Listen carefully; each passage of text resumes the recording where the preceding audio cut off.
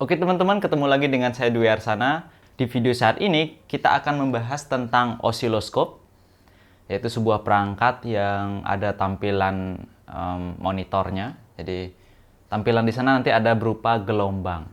Jadi fungsi dari osiloskop adalah mengetahui bentuk gelombang dari titik ukur yang kita ukur gitu. Jadi ada probe ya.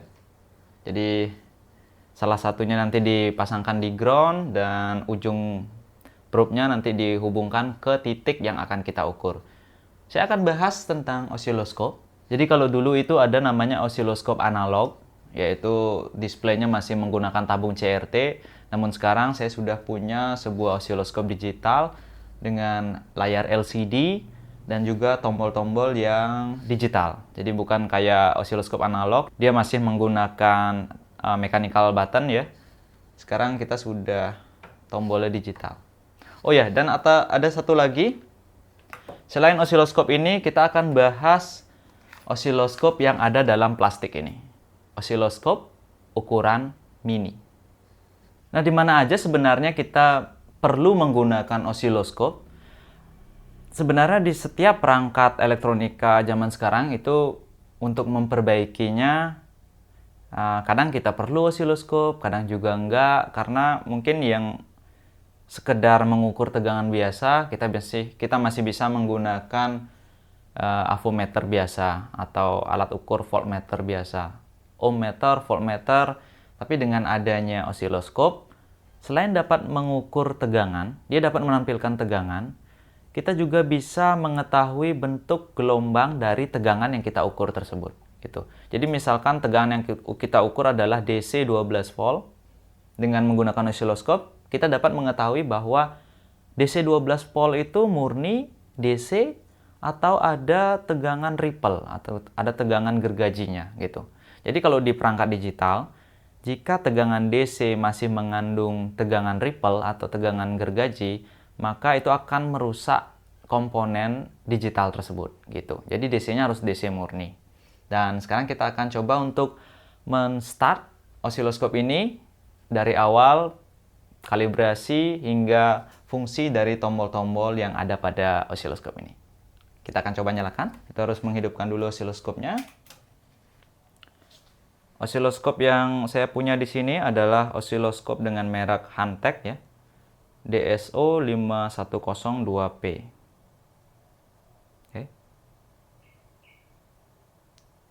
Kalian bisa lihat di tampilan layar itu ada gelombang yang nyalanya acak.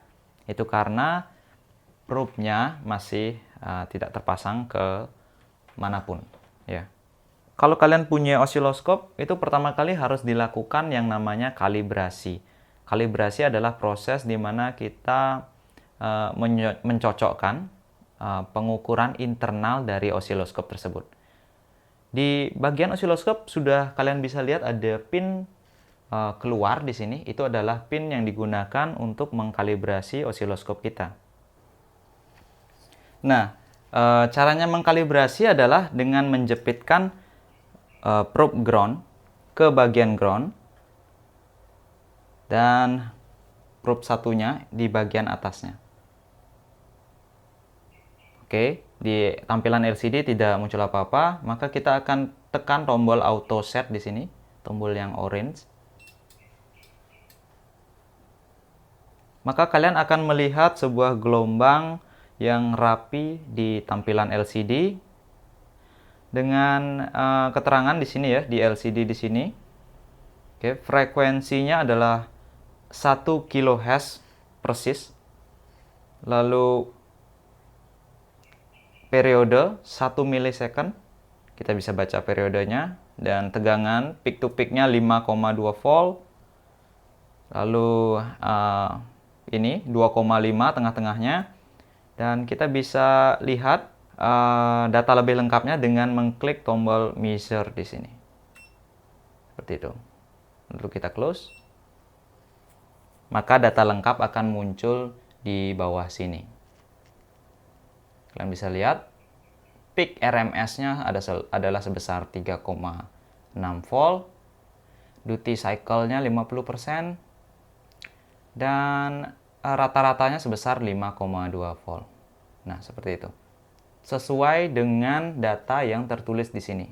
Di sini adalah 5 volt, 1 kHz, dan sudah sesuai 1 kHz. Jadi, jarak time per diff-nya itu sudah sesuai. Jadi, kita nggak usah ubah-ubah lagi. Karena kita sudah klik tombol auto set di sini. Sekarang kita akan coba untuk mengukur gelombang listrik dari jaringan PLN ya.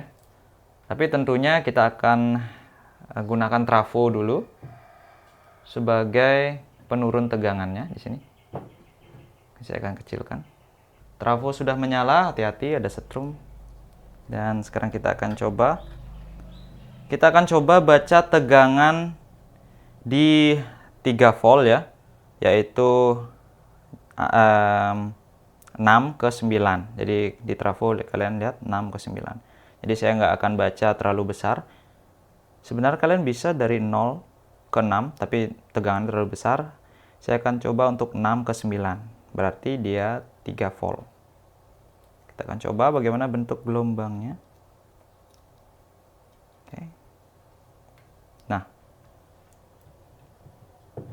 Oke, saat sudah terpasang seperti ini, kalian bisa klik tombol auto atau kalian bisa lakukan secara manual di sini dengan mengurangi nilai dari time per diff-nya. Seperti ini. Atau mengatur volt per diff-nya jika gelombangnya kurang bagus. Atau secara praktis, jika kalian punya osiloskop digital seperti ini, kalian hanya perlu menekan tombol auto set di sini. Maka dia akan langsung memberikan gambaran secara baik, secara praktis lah. Ini tampilan terbaik yang bisa kita baca. Jadi frekuensi listrik kita di sini terbaca 50 Hz dan tegangannya 3 volt RMS sesuai dengan pin yang sudah kita pilih tadi 3 volt. Lalu peak to peak-nya adalah 8,99 volt. Seperti itu. Kalau kita mau lebih teliti lagi, kita bisa klik measure dan kita bisa lihat datanya di sini. Maksimum adalah 4,5 volt. Lalu duty cycle-nya 50%. PRMS-nya, puncak RMS-nya adalah 3 volt, 3,2 volt ya. Dan frekuensi lengkap, semuanya sudah lengkap ada di osiloskop ini. Dan apa saja yang bisa dilakukan oleh osiloskop ini? Kalian bisa juga melakukan pembacaan seperti misalkan ini kita bisa menggunakan metode untuk mengetahui beda fasa ya. Jadi nanti akan tampilannya 3D, mungkin bukan 3D sih, 2 dimensi ya. Jadi jika sepase bagaimana dan jika tidak sepase bagaimana. Misalkan saya akan tempelkan di tempat yang sama. Seperti ini. Oke. Saya akan pencet auto.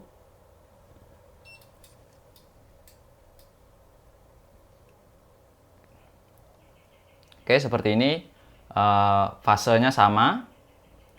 Dan saya akan ubah menjadi seperti ini. Maka dengan menggunakan rumus kita bisa mengetahui apakah ini sepase atau tidak. Terjadi leading atau lagging seperti itu. Jadi ada banyak fungsi yang ada di osiloskop digital seperti ini. Kalian bisa membandingkan dua gelombang dengan mengatur posisi ini, apakah dia satu fase, kalian bisa cocokkan dan ternyata dia sepase. Nah, maksud sepase dan tidak sepase itu apa? Karena di beban listrik ya di rumah atau di hotel atau di pabrik itu ada beban yang membuat antara tegangan dan arus listrik itu menjadi tidak sefase atau gelombangnya tidak berhimpitan. Seperti leading, lagging gitu. Itu tergantung dari bebannya. Apa dia bebannya kapasitif atau mungkin induktif, resistif, itu tergantung dari beban yang kalian pakai. Seperti pada video berikut ini. Nah, ini adalah sebuah alat ya, buatan dari Putu Angga Juliantara. Ini adalah simulasi alat untuk memperbaiki faktor daya secara otomatis. Jadi alat ini terdapat beberapa nilai kapasitor ya yang digunakan untuk memperbaiki faktor daya. Kapasitornya akan dipilih secara otomatis tergantung dari kerusakan kospi yang terjadi ya. Jadi kita belum menyalakan beban, dan di sini kalian bisa lihat pembacaannya, tegangan masih kosong dan power factor juga belum terbaca. Di alat yang sebagai referensi ini juga power factor masih 1. Jadi kita akan coba untuk nyalakan satu beban, sebuah lampu TL. Oke. Sudah menyala, dan kalian bisa lihat sebuah lampu TL menyala dengan kospi 0,27. Lalu relay secara otomatis memilih nilai kapasitor yang tepat, dan kapasitor membuat power factor menjadi 0,9 ya. Ya, kalian bisa lihat 0,9 sekarang, dan kita juga bisa lihat di alat yang ini 0,91.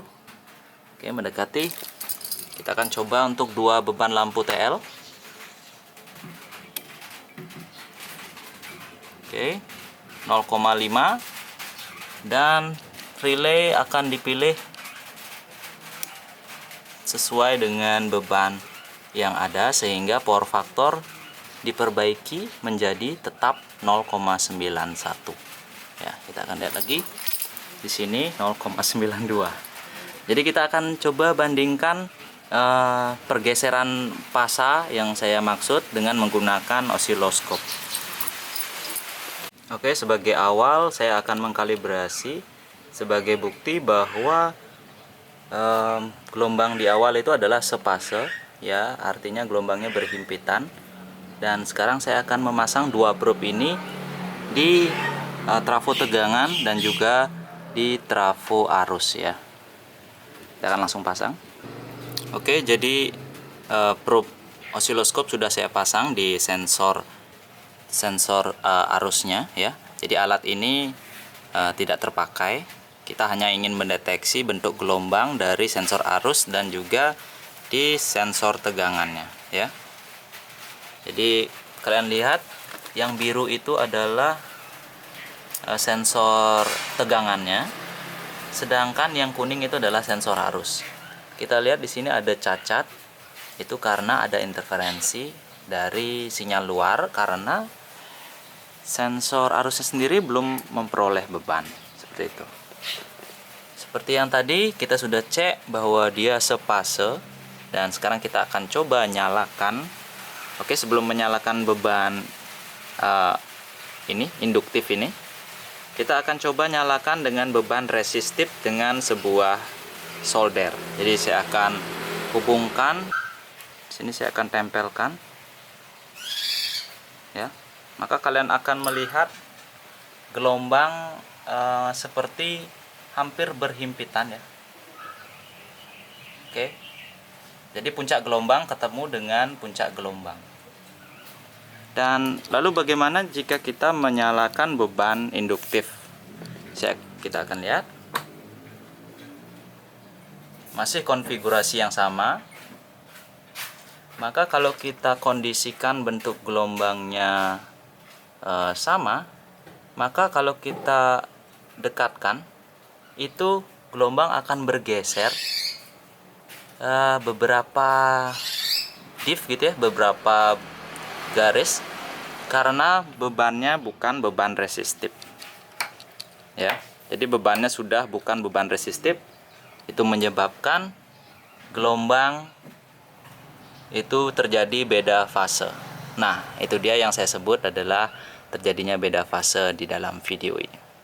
Nah, selain osiloskop digital seperti ini, Kalau dulu osiloskop seperti ini mungkin harganya sekitar 4 juta, 5 juta, sampai ada yang 12 juta. Itu tergantung dari seri dan banyaknya fungsi yang ada pada osiloskop ini. Tapi sekarang sudah ada osiloskop yang ada, kalau kita beli, dia ada pada sebuah kantong plastik. Jadi osiloskop ini sangat kecil sampai bisa masuk ke dalam sebuah kantong plastik. Jadi ini osiloskopnya belum dirakit ya. Tapi ukurannya masih segini dengan harga yang jauh lebih murah daripada osiloskop ini.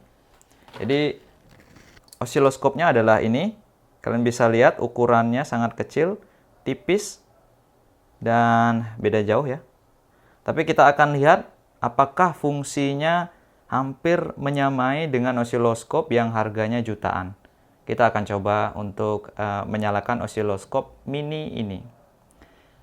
Dan untuk perlu diketahui, bagusnya atau hebatnya osiloskop yang kecil ini, kita nanti bisa menyalakannya dengan menggunakan baterai saja. Jadi dengan baterai kecil ini, kita sudah bisa menyalakan osiloskop ini. Baik, kita akan coba ya. Jadi saya akan pasang dulu baterainya di konektornya. Lalu seperti ini. Dan saya akan konekkan di konektor di sini. Oke. Kalian lihat.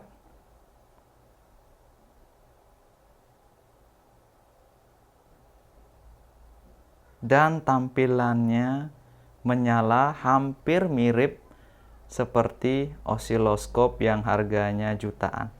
Kalian bisa lihat, perhatikan sendiri di sini. Saya akan zoom.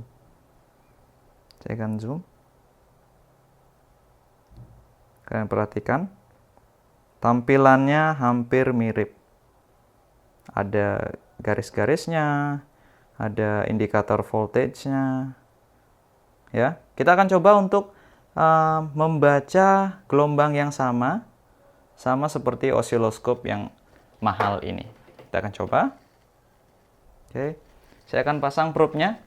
Tentunya pada saat pembelian osiloskop mini ini, kita juga mendapatkan sebuah probe yang asli, bawaan dari osiloskop mini.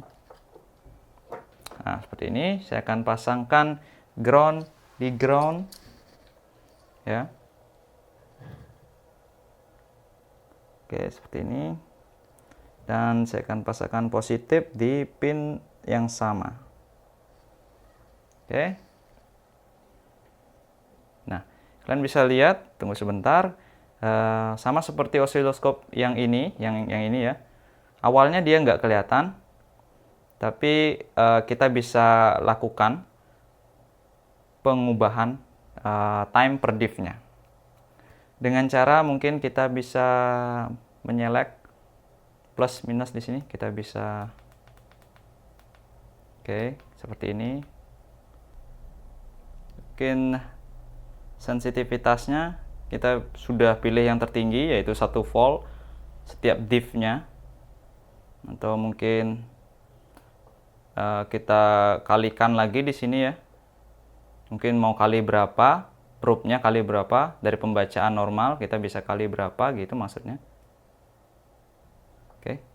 Jadi kalau sensitivitasnya terlalu kecil, maka gelombangnya tidak akan full di layar. Jadi kita akan besarkan menjadi 1 volt. Seperti itu. Oke. Dan kabelnya lepas. Oke, seperti ini. Kalau gini kan enak bacanya. Kalian bisa lihat. Kita sudah bisa melihat bentuk gelombang yang sama seperti di osiloskop yang mahal ini. Dan koplingnya kalian bisa lihat di sini ada kopling AC, ada kopling DC ya. Jadi kalau untuk mengukur DC kita ubah ke DC, untuk AC kita pilih kopling AC seperti itu. Dan untuk perhitungan kalian bisa hitung di sini.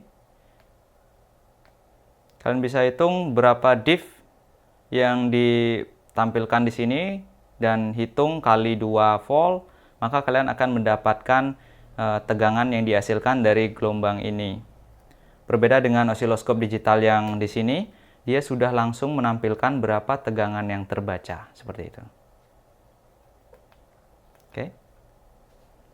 Tapi kalau untuk sekedar mengetahui gelombang, osiloskop mini ini sangat praktis sekali untuk kita sebagai praktisi, sebagai pemain elektronika. Jadi kita perlu mengetahui gelombang. Kita mungkin hanya cukup untuk beli osiloskop mini aja, biar tahu bentuk gelombang dari alat yang kita buat itu seperti apa. Mungkin kita main audio, jadi gelombang yang kita amplifier itu cacat atau enggak, kita bisa tahu dari tampilan gelombangnya seperti ini. Nah, ini dia osiloskop mini. Penggunaannya sama seperti ini, hanya saja mungkin tampilan data yang dihasilkan tidak selengkap dengan osiloskop yang besar ini.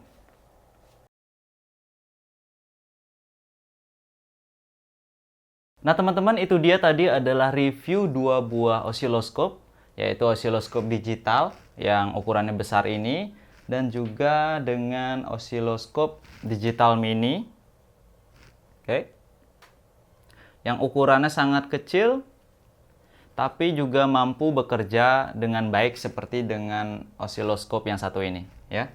Dan kelebihannya adalah bisa dinyalakan dengan menggunakan baterai saja. Oke. Dan osiloskop ini akan saya bagikan gratis kepada teman-teman yang menonton video ini. Cukup dengan cara memberikan komentar sesuai dengan apa yang sudah saya infokan di video sebelumnya, video sebelum ini.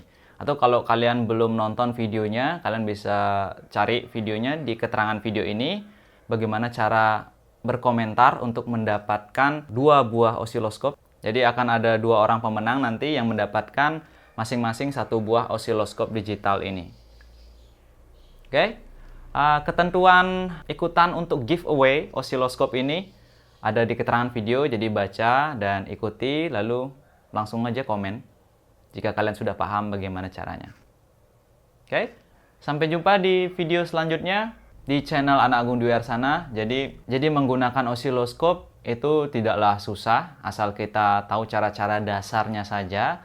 Dengan begitu kita bisa mengimprovisasi untuk melakukan pengukuran di titik-titik selain gelombang sinus tadi gitu. Mungkin ada gelombang gambar audio, video maksudnya, sinyal composite atau sinyal RF, itu kita bisa pantau menggunakan osiloskop. Oke, jangan sampai kelewatan giveaway osiloskop gratis dari Dwi Arsana dengan cara komen sesuai dengan ketentuan yang berlaku. Sampai jumpa. Osiloskop gratis.